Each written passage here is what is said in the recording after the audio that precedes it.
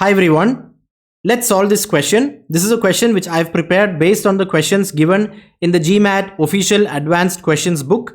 Now let's read it. Miss Rima taught the class about the cardinality of a finite set. She explained that it is the number of elements in a set. Can you find the cardinality of set X? So that's the question. Now you're given two statements. 2 is the cardinality of exactly 10 subsets of set X, and statement 2 says set X has a total of 32 subsets including itself and the empty set. Alright, now remember, you don't need to solve and find the cardinality of set X. You just need to have a definite yes or definite no based on the given statements over here and be able to choose one among these 5 options. So that's something that you need to keep in mind, which is relevant to any data sufficiency question. Now pause the video, give it a try, and then let's try to solve this question together.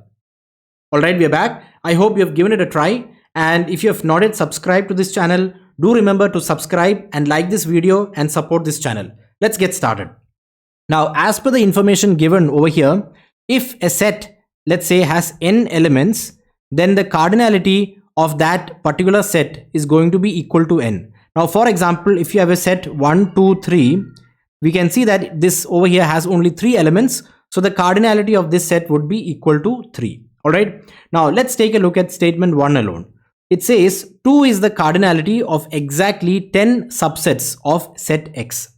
Now, if you have a set over here, for example, you have a set with 3 elements, right? Now, if you want a subset with cardinality 2, that means you just need to pick 2 elements from this set over here, right? For example, if you have a subset 1, 2, this would be a subset of this given set over here with cardinality equal to 2.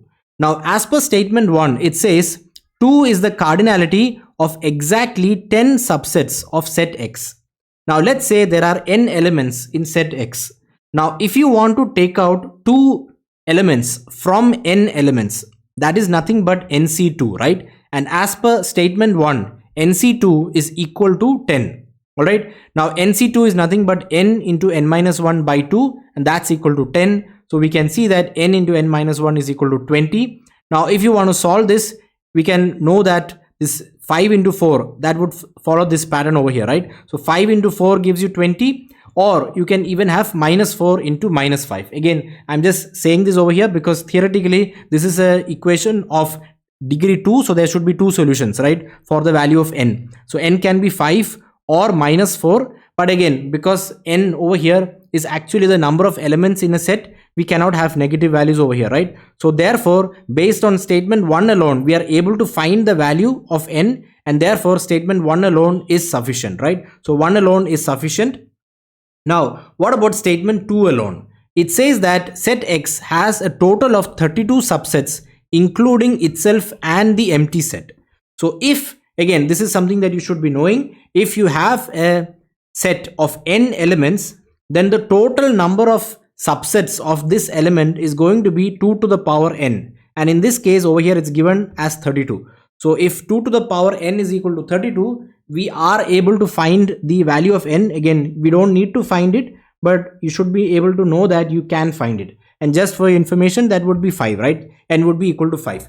So statement 2 alone is also sufficient to solve this, right? So statement 1 alone is sufficient and statement 2 alone is sufficient, and because of this, the answer to this question is option D, right? So the answer is D. And again, a side note, why is this 2 to the power n? Let me just quickly explain that over here. Now let's take this example over here itself.